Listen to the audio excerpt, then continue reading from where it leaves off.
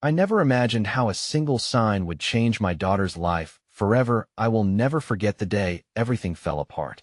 It was a sunny Tuesday in June, but the brightness felt wrong, almost mocking. My heart raced as I stood in our living room, the walls closing in. My daughter, Lily, only 8 years old, was sitting on the floor. Her tiny hands shook, her big blue eyes wide with fear. She had just seen the Cigna large, ominous billboard outside the grocery store. "The end is near," it proclaimed, in bold, terrifying letters. Gripping my shoulder, she whispered, "Mommy, what does it mean?" The words echoed in my mind, like a haunting melody I couldn't shake. I wanted to comfort her, to tell her it was just a silly joke. But my heart felt like lead, heavy with the truth that there was no easy answer. Lily had always been sensitive, her tender heart prone to absorbing the world in a way that others didn't. I remembered her first day of kindergarten, running back to me, tears streaming down her cheeks because a boy had scuffed her drawing. That same heart was now battling a darkness I never wanted her to face. My own father's death had left scars deeper than any child should carry, and here I was, terrified she'd share that heavy burden as the days crawled by. Lily became a shadow of herself. She stopped playing with her dolls, her laughter replaced by that dreadful silence. I pleaded with her, wanting to shake her out of this darkness. "Let's go to the park, honey," I offered, but she'd just shake her head, curling tighter into her pink blanket. I watched as the light in her eyes dimmed. Every time I passed that grocery store, my breath would hitch. I would look up at that sign, feeling the weight of its meaning, probing for answers. And then, one day, I saw a flicker of movement. A figure standing beneath the sign, cloaked in shadow. He was too far away for me to see clearly, but something about him pulled me in, igniting a spark of hope buried deep in my chest. What if I thought, my heart pounding? What if he knows? People stared as I crossed the street, my pulse quickening. I could hear whispers of concern, faint gasps. I ignored them.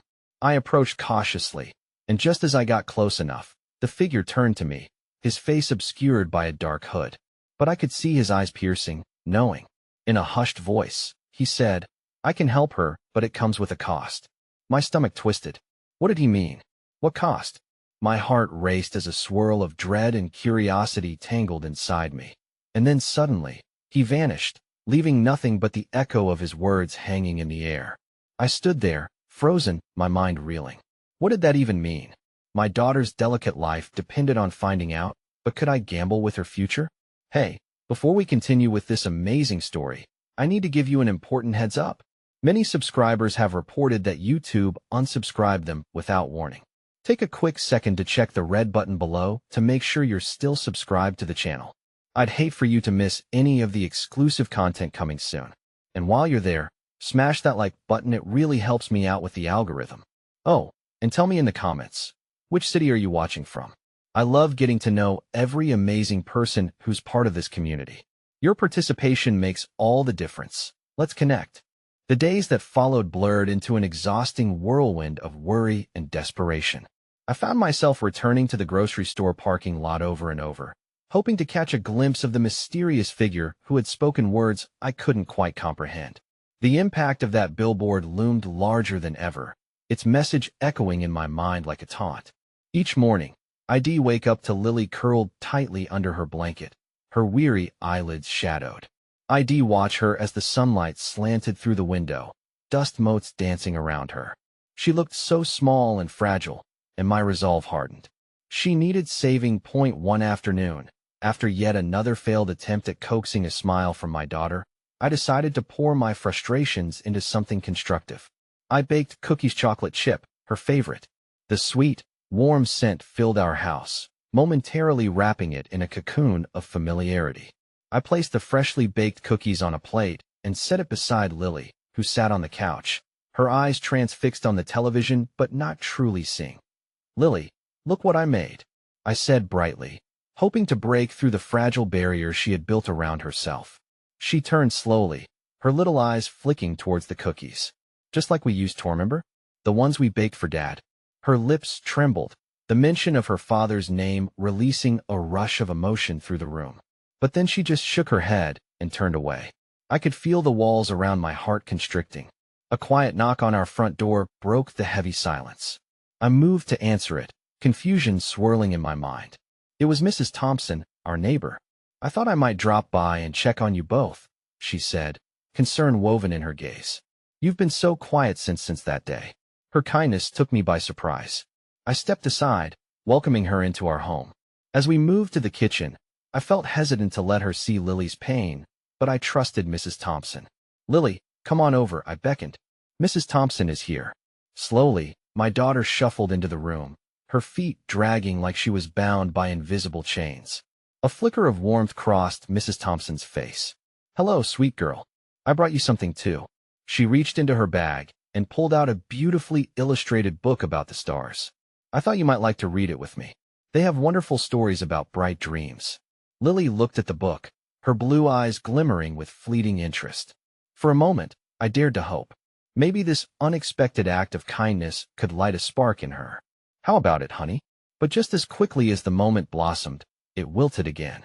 Lily took the book, but didn't open it. Instead, she turned and walked back to her blanket cocoon like a small earthbound star, dimmed by something beyond her control. Mrs. Thompson and I exchanged a look, a silent recognition of our helplessness. Sometimes, it helps to know we aren't alone, she whispered gently.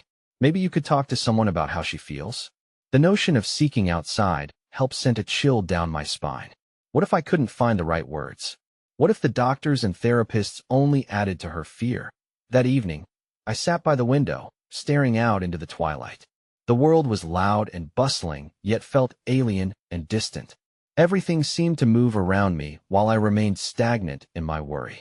But then it struck me again, the figure under the billboard, the promise of help, albeit with a price.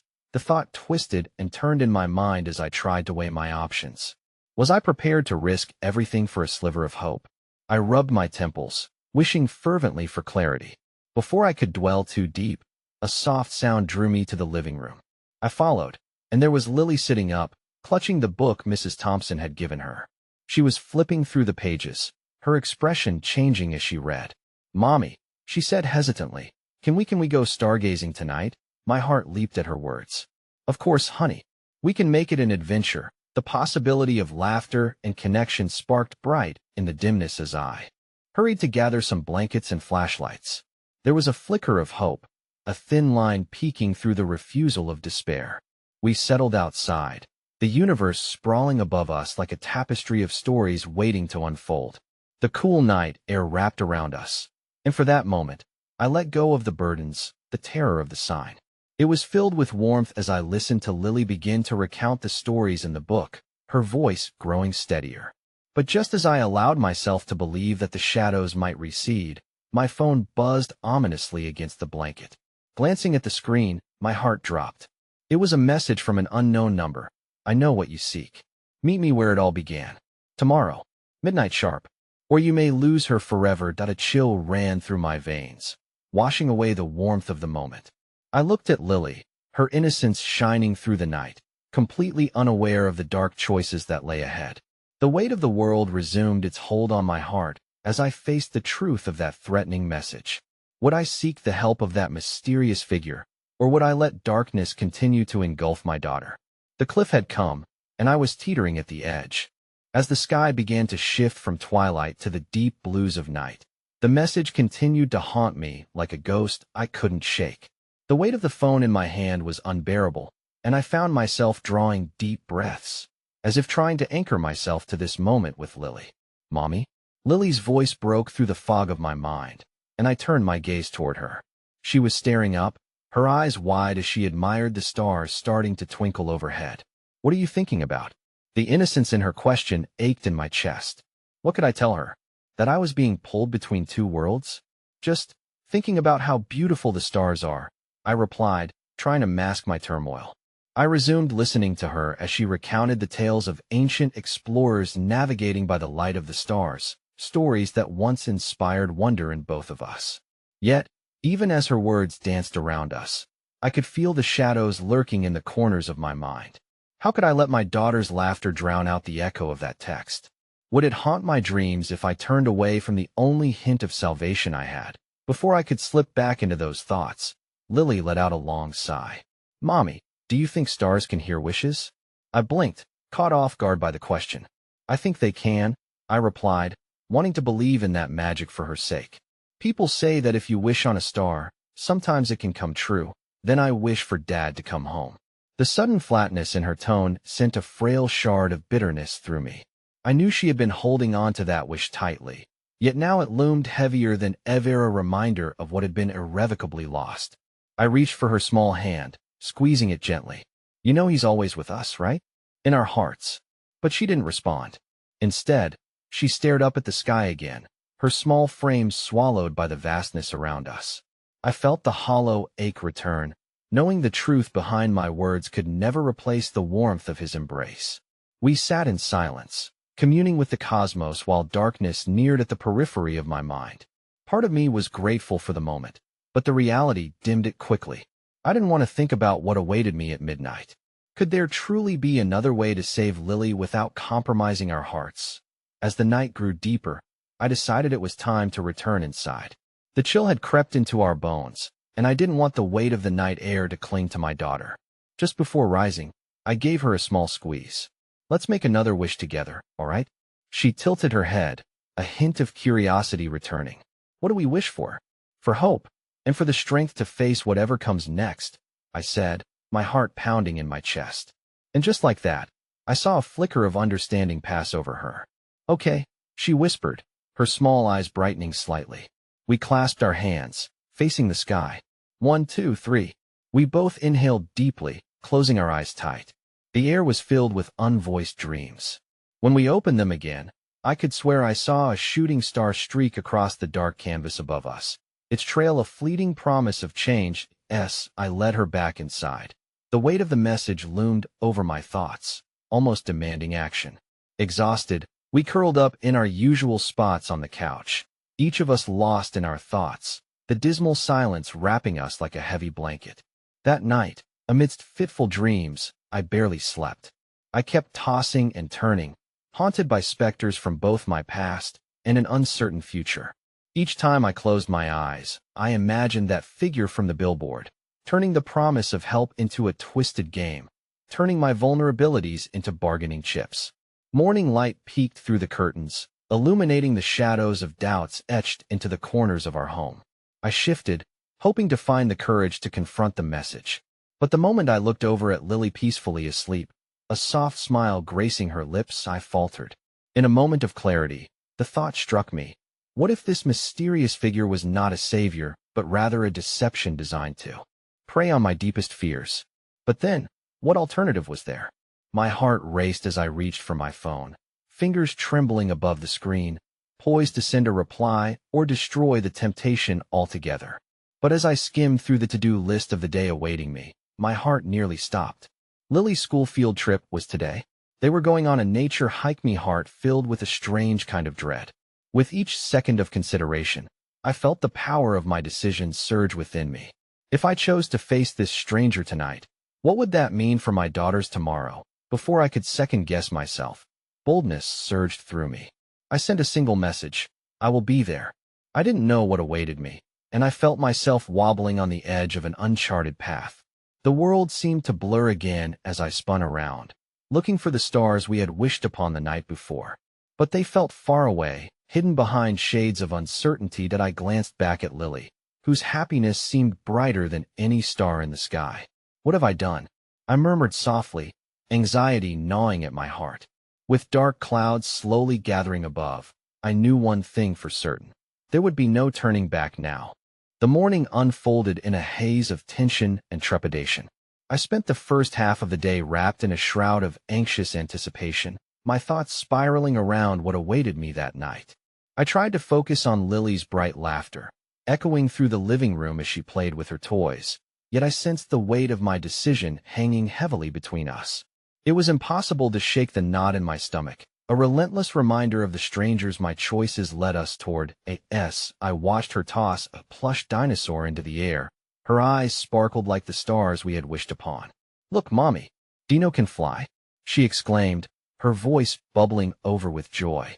I couldn't help but crack a smile, but it felt bittersweet. I wanted to believe that by embracing this fateful meeting, I was giving her a chance at a better future. But with every joyous giggle, Doubt crept in like a slow fog. The hours dragged, stretching interminably, each tick of the clock echoing in my mind, reminding me that soon I would step into the unknown to confront a reality I had tried so hard to evade. I found my hands busying themselves with chores, cleaning surfaces that didn't need attention, organizing items that were already neatly in their place. It was a futile attempt to distract myself. Every movement was automatic, as if I were merely a spectator of my own life. At lunchtime, I baked her favorite cookies chocolate chip. The sweet scent wafting through the air brought a semblance of comfort. I watched as Lily eagerly reached for one, a triumphant grin lighting up her face.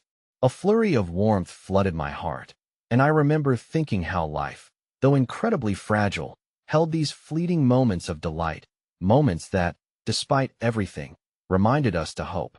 "Mommy, can we share these with Dad when he gets back?" she asked, her eyes wide and sincere, as if her words could summon him from wherever he had gone. Each beat of my heart felt like a stone dropping into a pond, rippling with unbridled despair. I knelt beside her, swallowing the knot in my throat. "Of course, sweetheart. When he comes back," I whispered, even as I barely convinced myself of the L.I.E.M.Y phone buzzed an hour before we had to leave for the field trip.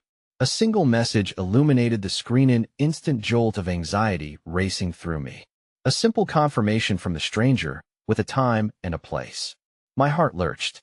An overwhelming urge to pull back roared alive within me. I paced around the tiny kitchen, my past and present colliding harshly in my mind.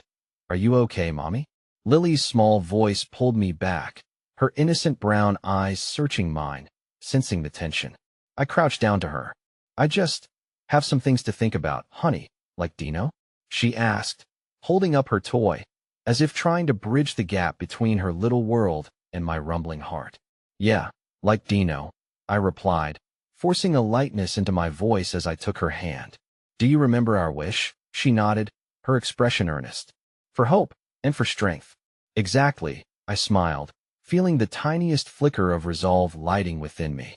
"Tonight, we might need that even more." After the field trip, which felt like both a blessing and a distraction, I helped Lily get ready for bed. I tucked her in tightly, the soothing rhythm of the story we read calming my restlessness.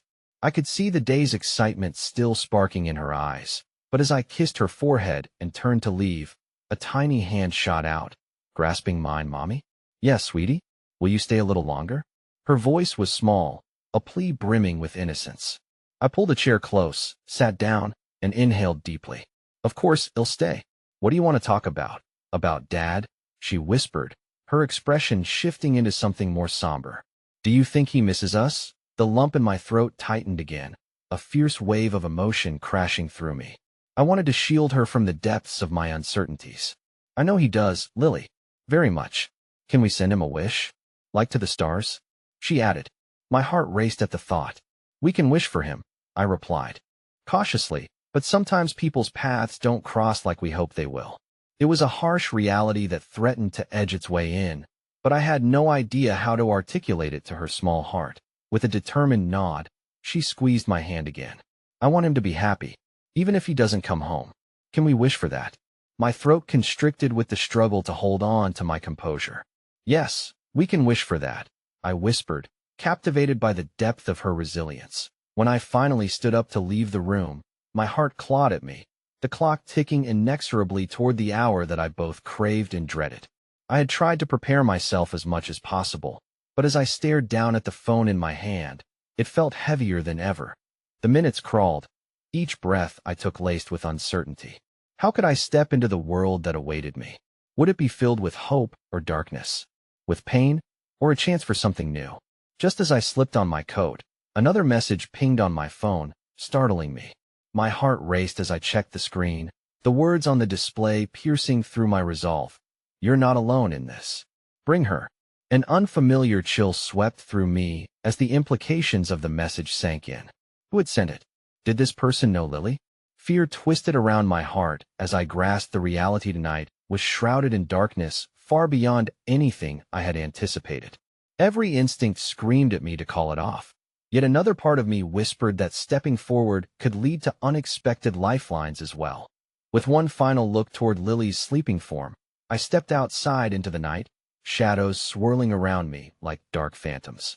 I closed my eyes, summoning the words I had shared with her hours before: hope and strength. The stars twinkled overhead as I inhaled the cool night air, uncertainty and fear coursing through my veins. Here I was, on the brink of a decision that could change our lives forever, with the path ahead as clouded as the night above.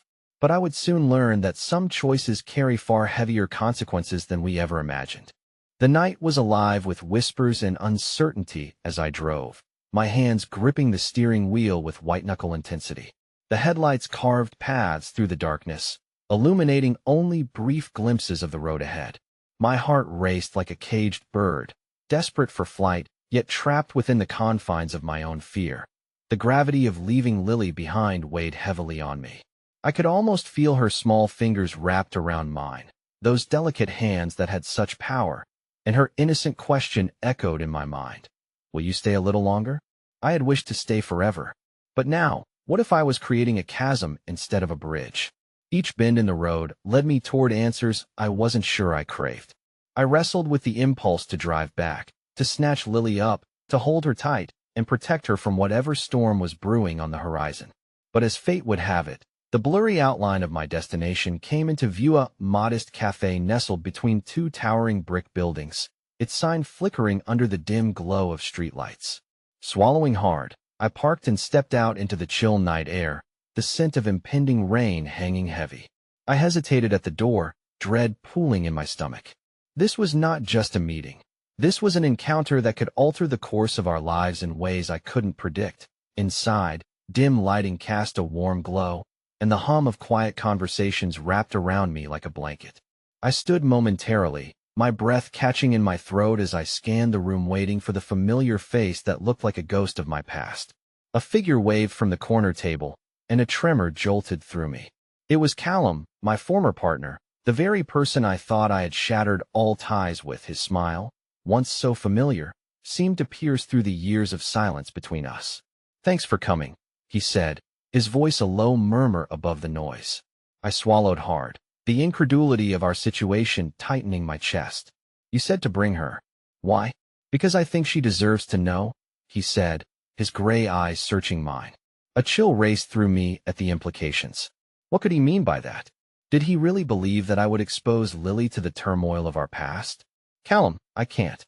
She's just a child," I stammered, fear grabbing hold of my voice.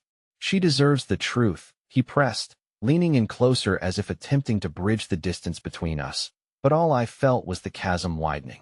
"I thought we were done with this," I replied, frustration bubbling beneath the surface. "You lost the right to make these kinds of decisions. That I am not here to create chaos in your life. I'm here to offer an opportunity," he countered, his expression serious as he pulled out a thin envelope from his jacket. "This is about her future, not mine or yours." That I stared at the envelope, apprehension coursing through me. Was it a trap? A lifeline? Callum was wrapped in shadows of the man I once knew, and I weighed the risk of digging deeper. What kind of opportunity? My voice barely rose above a whisper, faltering as I tried to reconcile the past with the present. Just then, the cafe door swung open with a soft chime, jolting my attention. A woman entered, her demeanor vibrant as her laughter spilled into the air. I felt a flicker of something familiar about her, a warmth that cut through my anxiety, but I quickly dismissed it.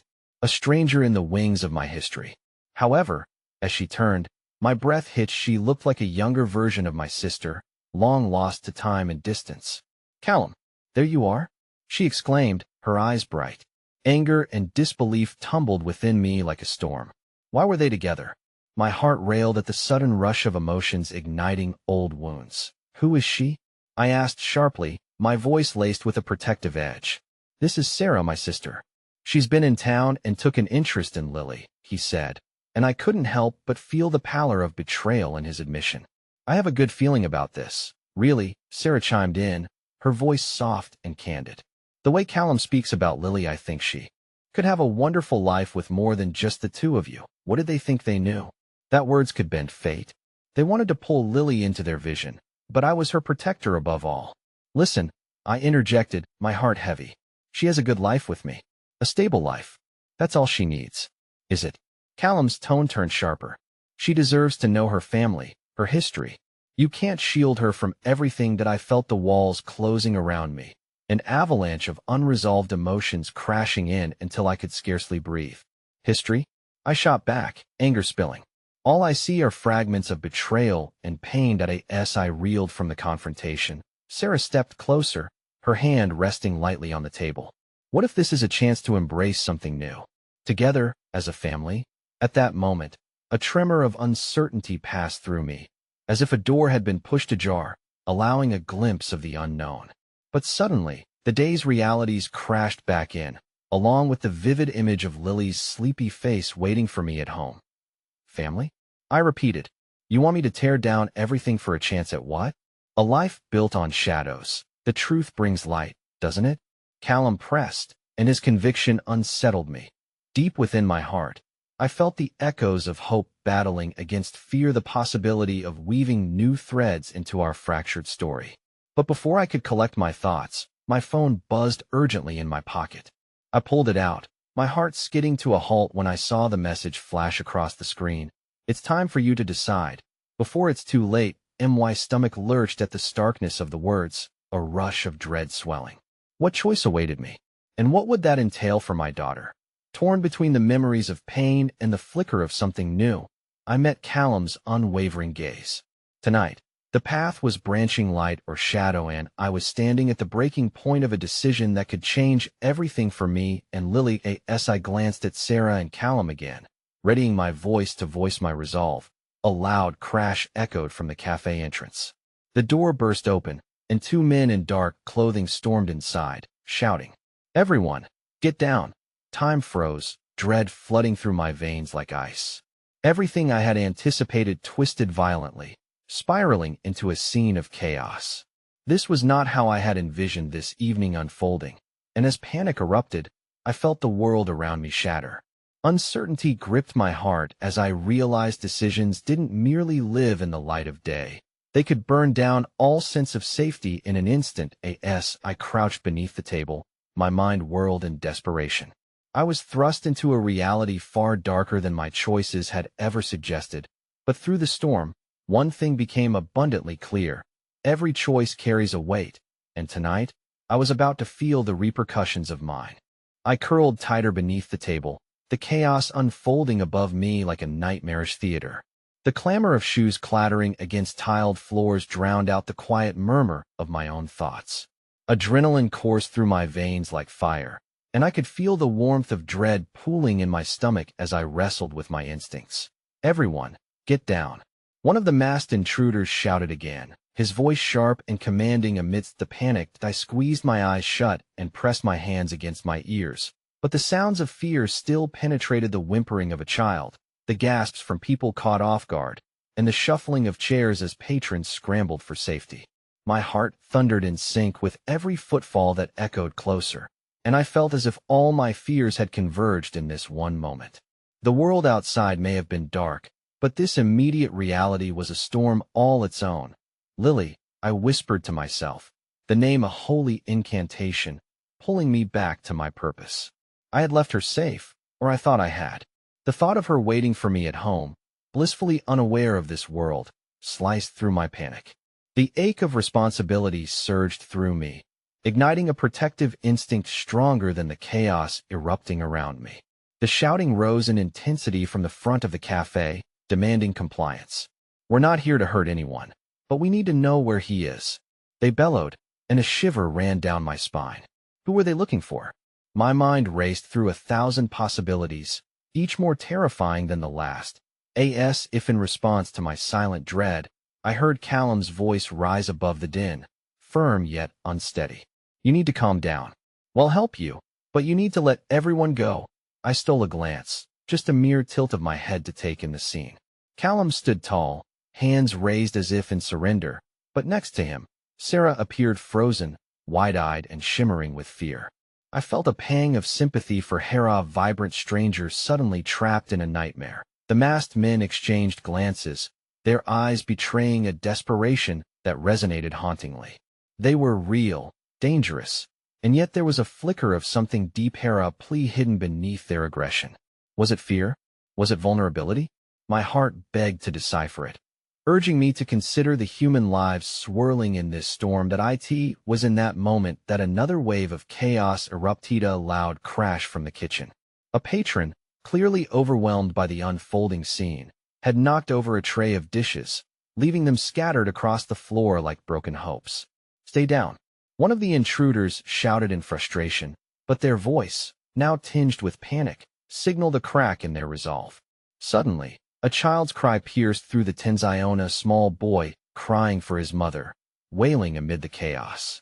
My heart ached at the sound, reminding me cruelly of Lily's innocence. The world had snatched the comfort away from so many in those fleeting moments. "Please, we just wanted to get some food. Our kids are scared," a woman cried, her voice trembling as it echoed into the charged air. I felt my heart shatter for her, both as a parent and a witness to feared AS. Emotions surged. A flicker of clarity ignited within me. Could it be possible that amidst the chaos, I could find a way to kindle some semblance of hope? I weighed my options, my thoughts spinning like swirling leaves in a tempest. If I could somehow distract the intruders, it might give Callum a chance to usher Sarah and the rest to safety. With trembling hands, I pulled my phone from my pocket, careful to silence it. A whispered prayer danced through my thoughts as I pressed the screen, calling up the speed dial for emergency services. Would they come in time? Would they know my fear masked as desperation? With swift fingers, I typed a chilling message. "Cafe on Drake St. Men with masks. Need help." I hit send just as a hand fell squarely atop my shoulder, fingers pressing down with a vice-like grip that made my breath hitch. "Get out now?" A voice hissed angrily. I turned, a frightened gasp escaping my lips. It was one of the masked men, staring down at me with simmering rage woven with fear. The moment felt poised, heavy with unanswered questions. Did they not realize that they held power over innocent lives, over families yearning for peace? But as I opened my mouth to plead, something unexpected happened. The woman beside me, a complete stranger, reached out. "Please, just let us leave. We're not involved in your troubles. No one here is." Her words were quiet yet infused with a strength I hadn't anticipated from someone who'd been shaken like the rest of us. The intruder hesitated, caught between decisions, and I felt the world hinge on that single heartbeat. Perhaps, just perhaps, the kindness of her conviction could mend the harsh edges of fear clawing at this situation. But before I could draw a breath, the door flung open with another crash, and a hard voice broke through everyone. "Out. Now."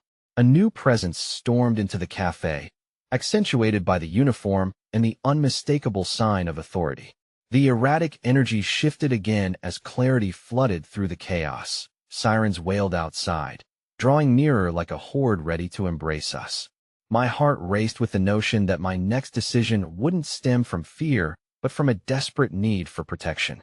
In the face of so much confusion, I could either hide or stand firm, echoing the call for safety. As my breath quickened, coming to grips with what was unfolding, I felt my eyes dart towards Callum. The choice ahead shone bright in such darkness. Perhaps we would be united, maybe stronger than ever, racing to protect what truly mattered: Lily's future. But just as hope began to spark anew, the tension escalated. The masked man's voice rang out, filled with anger and the sort of fear that creates a boiling storm. "Nobody's leaving until we get what we want." My heart dropped. I had to make a choice, one that could fracture everything yet preserve Lily's innocence. And before I could ever grasp the significance of my next move, the ground beneath my feet shifted, revealing a darkness that crept closer, reminding me that some shadows refuse to be lifted, no matter how strong the light shines. The cafe buzzed with tension, a live wire of fear and desperation. Yet within its confines, humanity's fragility was laid bare. I crouched under the table, hands still trembling against my sides, spine rigid. The air was thick with uncertainty, laden with the weight of unspoken words and shattered dreams. I could feel it in my very bones. The confidence once sprawling inside was now but a flicker, teetering on the brink of darkness. The new presence in the cafe continued to dominate the atmosphere like a summer storm, and my eyes darted between the intruders and the panic-stricken patrons. Anguish flickered through the room like static. The child was still crying, his mother wrapped tightly around him, her eyes pleading for a miracle that felt miles away. I thought of Lily, her laughter, her vibrant spirit. It was the thought of her that tethered me to hope. Yet now it was also the root of my greatest fears. Suddenly, a figure emerged from the shadows, a young woman with long dark hair, stepping forward, shouting over the chaos. "Just listen.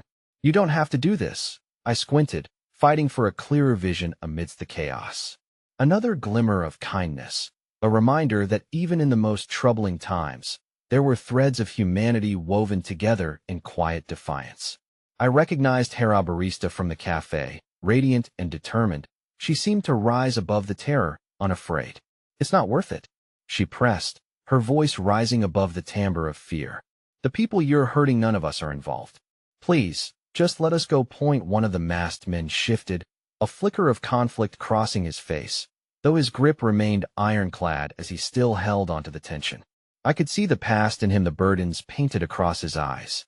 But how much of a person could be seen beneath a mask forged from desperation? Just then, the sirens outside crescendoed, filling the cafe with an ominous sense of impending dread. I could almost hear their wailing echo through the fears of each person around me, a reminder of the pain they were presently living with. The exchange between the intruders and the patrons was suspended, caught in a thread of raw emotion that resonated within the collective consciousness of the room. Suddenly, the younger man among the intruders, a wild spark in his eye, reached out to grip the shoulder of his companion, the one whose fear held even tighter than confidence. "We can't keep them here. We need to go now.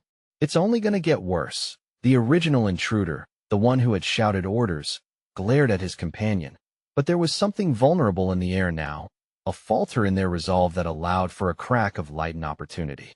The wild-eyed man turned toward me with desperation looming in his eyes, propelling me into action. "Don't be stupid. You all need to stay."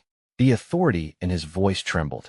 But something inside me ignited at the sight of the chaos unfolding, driving me toward the undeniable instinct to protect not just myself, but everyone huddled together.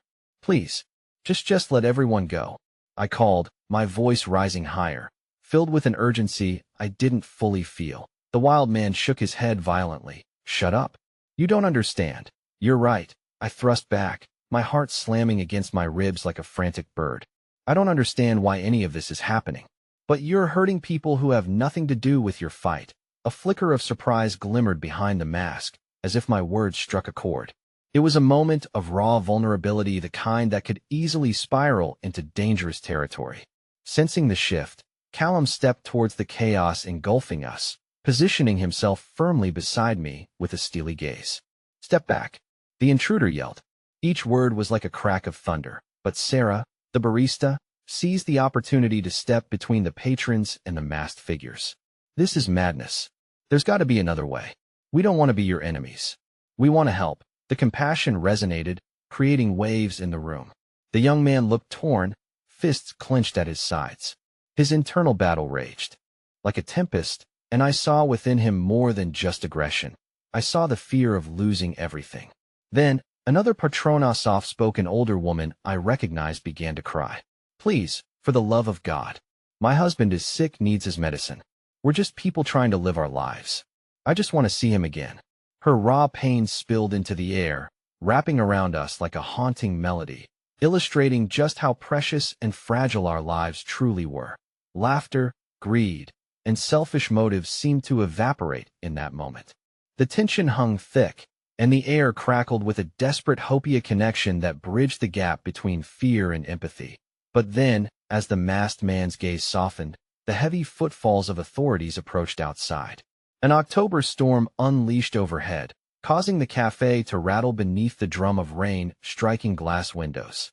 "Stay put," the first intruder barked, his heart beating in sync with trepidation, but I could see the fear bubbling under his facade.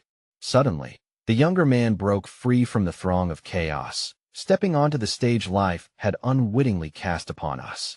Gazing around the dimly lit cafe, he lifted the mask around his head, revealing a boyish face shadowed by uncertainty. "We can't do this. We can't keep them." I realized in that moment, a transition had occurred. He had shed his mask, not merely the cloth that hid his face, but the very disguise that disabled his humanity. My heart surged at the sight of the kid who felt torn between two worlds, the one identifying him as an outsider and the other demanding he reclaim his identity as a person. It was in this moment of revelation that I felt my own resolve sharpen. If he could confront his fears, we could all lend our humanity to this chaotic framework. My gaze locked onto Callum, and we shared a silent, understanding, a commitment to protect those we loved. But as we rounded the precipice of hope, a new voice surged through the thundering silence, a voice sweeping through like a shadow. "You've wasted enough time." It barked with primordial ferocity, shattering the tentative bond we sowed just moments before. From the entrance emerged an ominous figure, another masked intruder, but he held power in his stance that sent a shiver through every soul present. Time stood still as I processed the severity of what lay ahead. Everything shifted, nothing would be the same again. "Get ready for a reckoning," he announced, each word echoing like the toll of a bell. My heart sank, overtaken by the heavy reality that perhaps our moment of unity was about to play out against a much darker narrative. In that fleeting heartbeat, within the hurricane of emotions and humanity, everything I knew was on the brink of colliding. The light, the darkness, and the truth. I was desperately trying to protect Lily's innocence. And just when I thought I understood the depths of fear, I felt a cold draft of realization settle. I had unwittingly put her in the crosshairs of danger, a danger looming larger with each passing moment. An emotional cliff hung before me, swaying between my choice to shield my daughter and the entire world we were trying to protect, the very world where kindness had started to unfold in the heart of chaos. Would it be enough to tip the scales of fate? I could only hope so. The weight of that moment hung in the air like fog, thick, suffocating, wrapping around me with an all-consuming dread. The new masked figure seemed to thrive on the palpable tension. I could see him scan the room, a predatory gleam in his eyes as if assessing the vulnerabilities of each of us, searching for a crack to exploit. I had to act, but my mind raced, paralyzed by the fear that whatever I said next could ignite a spiraling backlash. "Why are you doing this?" I finally managed to say, my voice shaking slightly. It felt painfully inadequate, but I clung to it like a lifeline cast into stormy seas. "What do you gain from a fight like this?" His gaze flickered, briefly caught off guard by my question. The chase for power had consumed him, yet beneath the layers of bravado, something flickered, the familiar shadow of pain. "Gain? You think this is about gain?" He spat. "You live in your pretty little world, playing house while you ignore the reality outside your reality. We fought too long while people like you look away." His voice rose with every word until it trembled, caught between rage and sorrow. "Then don't turn your anger on innocent people." The words erupted from me like a firework. It wasn't just my fear that propelled them. It was Andrean unrelenting frustration at the injustice bleeding through every inch of this place. "We can fight together. Unite against the real issues." For a brief flicker, hope danced in his eyes. Yet it was quickly extinguished, buried beneath years of bitterness and despair. "No time for speeches. We do what we must." He barked, reasserting authority, his mask tightening around a heart already hardened by betrayal. I glanced back at Sarah, who stood a short distance away, seemingly defiant yet drained. There was courage in her stance, a brave reminder that all wasn't lost, but I felt the ice settle even deeper in my chest, a deeper fear than before. Outside, the storm intensified, pounding relentlessly against the cafe walls, an echo of the turmoil inside. In that moment, I remembered Lily, her sweet, innocent laughter reverberating through my mind. I had to get back to her.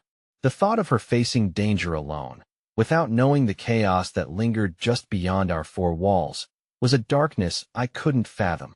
"Please," I shouted, the desperation spilling over into everything I felt. "This isn't the way. You don't have to keep us here. There are better paths. Let us go home to our families. Let us help you find those paths." That statement seemed to hang in the air, a fragile bridge over treacherous waters. I could tell that uncertainty wrapped around the room, even tightening around the intruders.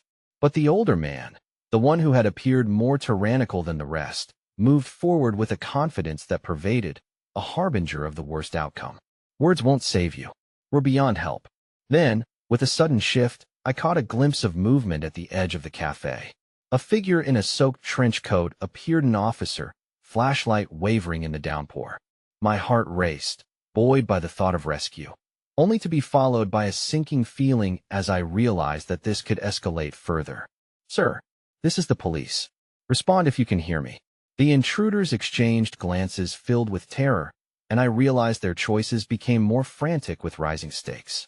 The rapid breaths of my fellow cafe patrons merged with the wind's eerie howl, forming the soundtrack of our collective anxiety. Suddenly, the wild-eyed younger man stepped forward again, anguish etched across his features.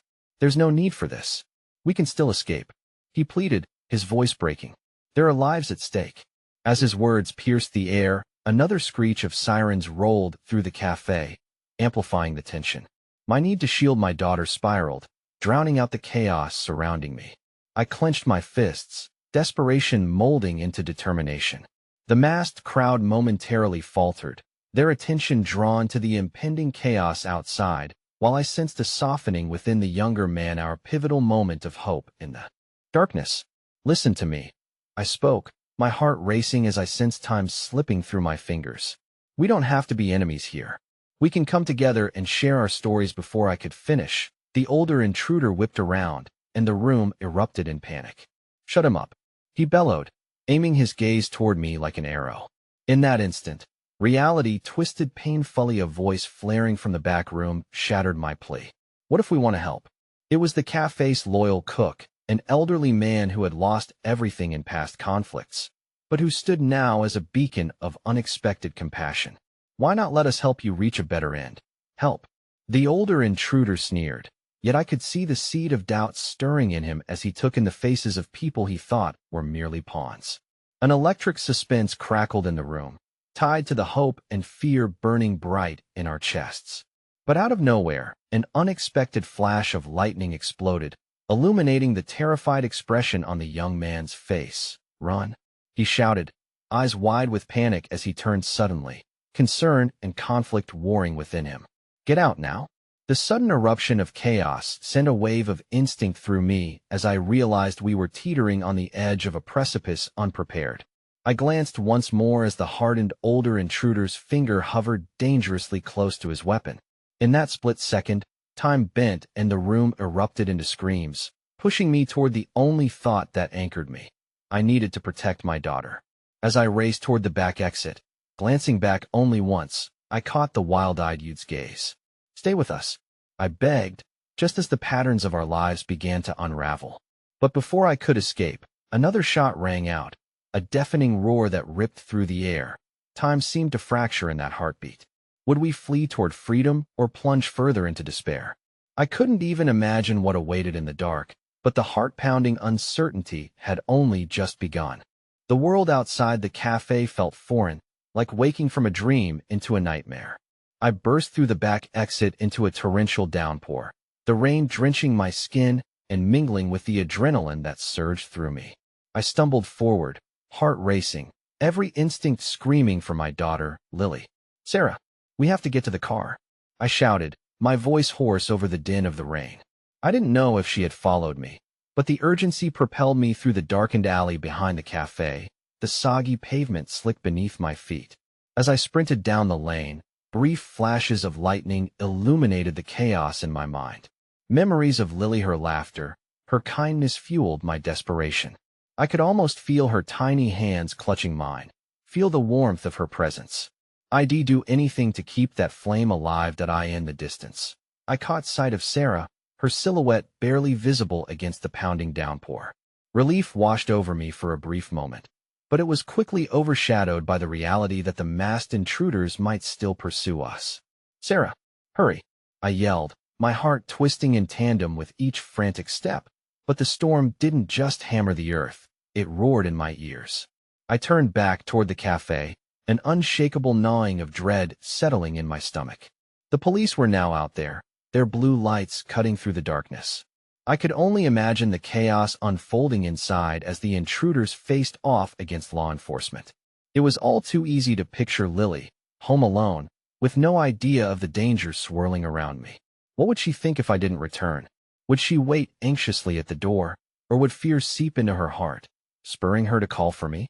As we approached my car, I noticed Sarah's face etched with worry. "What if they come after us?" she asked breathlessly, glancing over her shoulder. Her eyes glimmered with tears, filled with the uncertainty of our moment. "They won't," I said, though even I questioned my own words. But I had to believe it. For Lily, the moment we reached the vehicle, I fumbled with my keys, hands trembling. Each second felt mercilessly elongated as I glanced up to see shadows darting behind me. "Get in the car," I urged Sarah, urgency replacing my doubts. Before I could open the door, or even catch my breath, a terrible crack of thunder split the sky, and a figure stumbled into view from the darkness, a man wearing a drenched trench coat, his features obscured by the pelting rain. My heart lurched, instinct screaming danger, until I recognized him. "Officer Grant," I yelled, relief flooding through me alongside the fear of being caught between two forces. But there was worry in his eyes, too, a somber gravity that reminded me of the stakes at hand. "You need to go now. It's not safe here," he commanded, stepping closer, urgency etched across his drenched face. "It's my daughter. She's home alone," I stammered, feeling the weight of helplessness begin to tug me down. "Leave the area. We're trying to manage the situation, but it's escalating," he insisted, glancing back toward the cafe, the faint cries of panic piercing through the curtain of rain. "There's no telling what they'll do if they think they're cornered." In that moment, clarity struck. The decision I had to make loomed larger than life. Abandon my instincts and trust the police to protect Lily, or risk everything to ensure her safety. Glancing back at Sarah, I felt her hand grip my arm tightly. "We can't just leave." Her voice quivered, echoing my inner battle. Yes, I could risk everything, my intuition screamed. But as another bolt of lightning illuminated the depths of the alley, I saw the fate of the situation unraveling before me. The cafe doors burst open, and the figures of the intruders spilled out into the wet street, eyes wild. I could hear their frantic conversations laced with desperation, their voices trailing on the wind as our world collided in turmoil. "Please believe me," I breathed, half to Sarah, half to myself, as the reality fulminated around us. "I need to go home and get to her. Then we can come back and help. We can't let this happen." Before I could step forward, flashlights bobbed in the distance. The police were drawing closer, ready to blockade the area, and in that breathless moment, the decision made itself for me. A scream lodged within my throat, suppressing the truth of what I felt, that I couldn't bear the thought of my child in this darkness, alone. "Get in the car," I yelled suddenly, my voice piercing through the chaos like a lone beacon. "Now." Panic spurred Sarah into action, and I followed her in, my heart pounding relentlessly. I had started the engine, and as the headlights flickered to life, casting eerie shadows on the cobblestones, we watched from the older man's perspective as the police advanced toward the cafe. But even as I thrust the vehicle into gear, a sudden realization crashed over us like the storm above a memory, a flicker of a plan that had broken in the breeze, the cook's plea for help still echoing in our minds. It wasn't just our lives on the line. They were fighting a battle, too, a race against the darkness that lingered in the corners of the cafe. But my resolve morphed into dread as the old man's kindness mingled with the chaos. We were all puppets in a game, and unraveling the tangled threads was more dangerous than I had imagined. With a clear road ahead, I turned to Sarah. "What if they're right? What if we're all part of this mess?" Before she could answer, I caught one last glimpse of the chaos behind, where tension thickened the air. And just as the car lurched forward, a glint caught my eye from Sarah's pocket. The way it caught the dark streetlight made my heart plummet. It was the pendant I hadn't noticed before. The intricate design shimmered with a familiar insignia, the very same emblem belonging to the organization behind the masked intruders. As my breath hitched, everything shifted. I was thrust back into the swirl of uncertainty, feeling the weight of my world shatter yet again. "Sarah, where did you get that?" The question dangled in the air, heavy with implications as a new wave of fear washed over me. The realization dawned, and with it, an agonizing truth.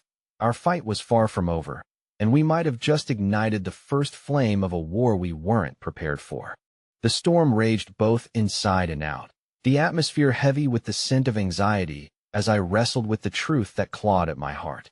This wasn't just about saving myself or protecting Lily.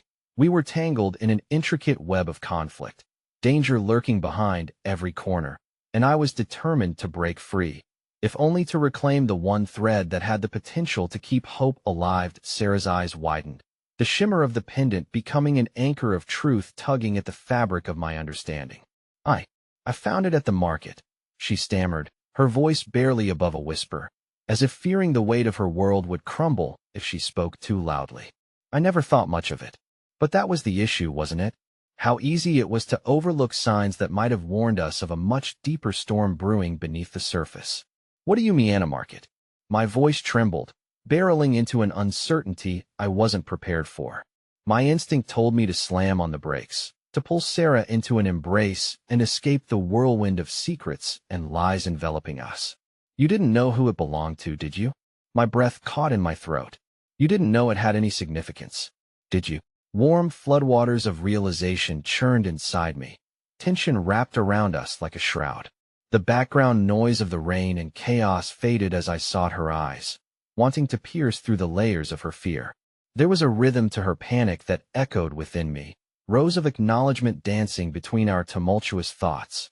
I thought it was just a trinket, she finally admitted, her voice wavering, every word a crack in the dam of her composed facade.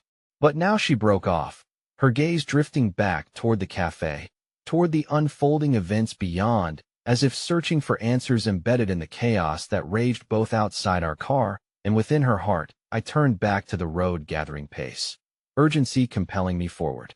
Did you know about them? About whatever it is that's unfolding?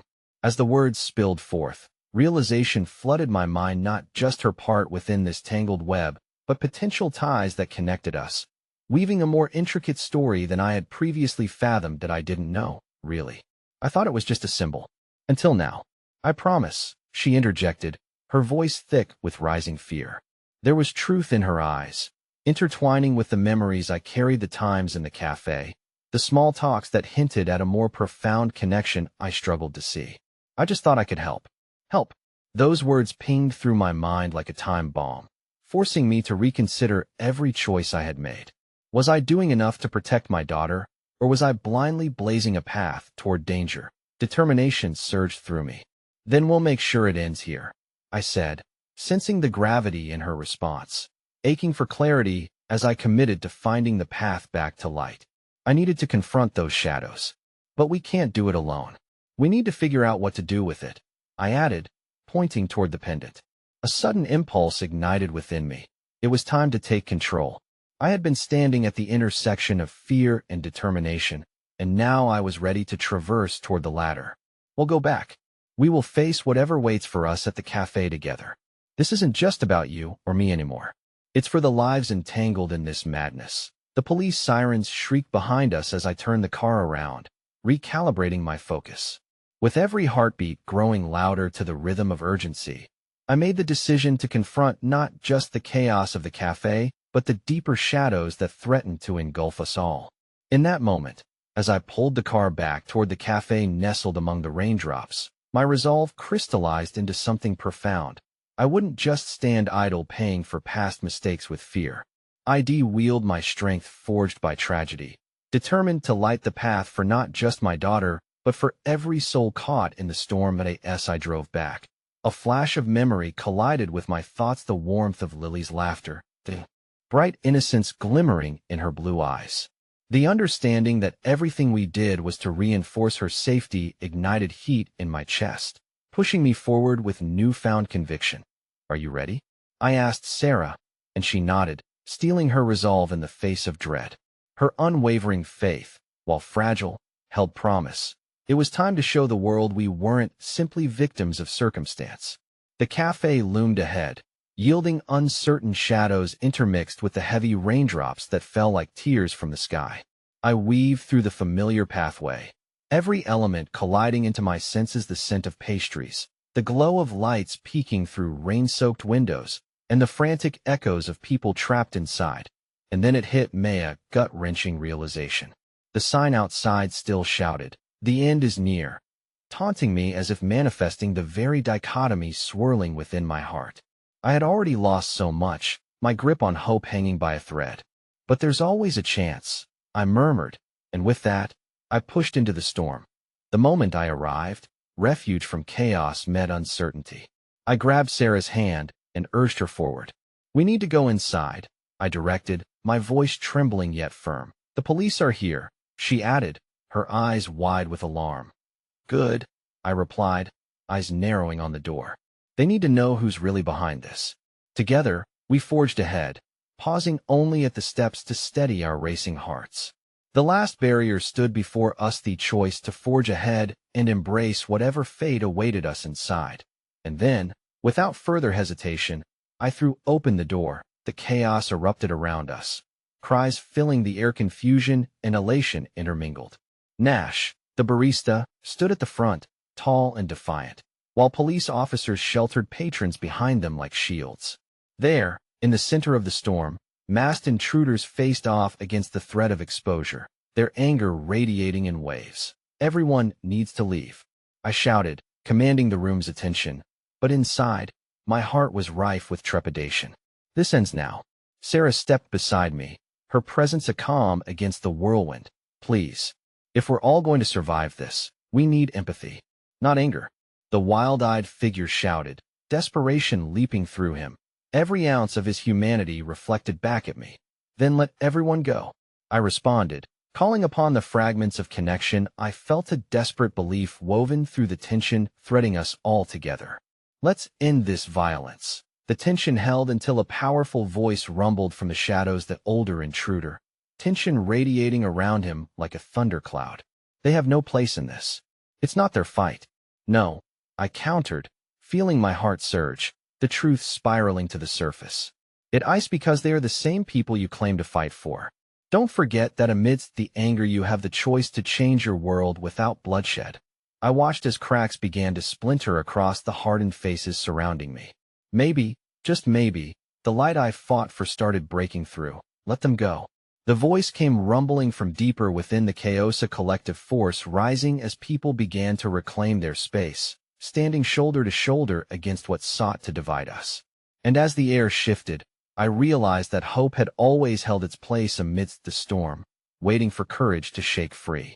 Suddenly, the masked men dropped their weapons, stepping back, foreheads slick with rain as the chaos transformed into something else entirely, humans pushing for understanding, together. In that singular moment, I understood that love held immense power, a choice that defied the end promised by fearful signs. As the rain poured outside, a miracle emerged through the chaos surrounding us, a chance for connection, forgiveness, and healing. The warmth of togetherness bathed us in light. And then, in the hushed lull that followed the storm, a voice called out, a soft, small cry that pierced through the uncertainty around me, breaking the spell of everything that had once held us captive. Mommy? It was Lily's sweet voice that enveloped everything in warmth. The world melted away, and in that heartbeat, everything shifted. My heart soared, the fear shattering into endless hope, for the fight had sparked not just in that cafe, but in the heart within my daughter, who had fought hard for light amid the darkness to find me. Sweetheart, I exclaimed, rushing toward her, a flood of relief washing over me as I scooped her up into my arms. With Lily held tight against my chest, I felt the storm transform, the chaotic winds past fading gently as I breathed in the scent of home and love. Emerging from shadows that had threatened to pull us apart, we would brave the journey ahead together, with a promise forged through hope, understanding, and connection. Yes, there would be storms again, but this moment had illuminated the power of unity, of family, and of love, allowing it to wrap around us like an unbreakable shield. And as the world fell silent around us, I uttered the words I had prayed for since the beginning, the words that anchored the present to a future filled with possibility. Together, we have light. We became embodiments of that very promise, the final part of a journey that had begun with a sign of hope reborn amidst chaos. The sky brightened, and finally, there was a flicker of a rainbow peeking through the clouds, an undeniable beacon leading Yuzel of us toward a new beginning.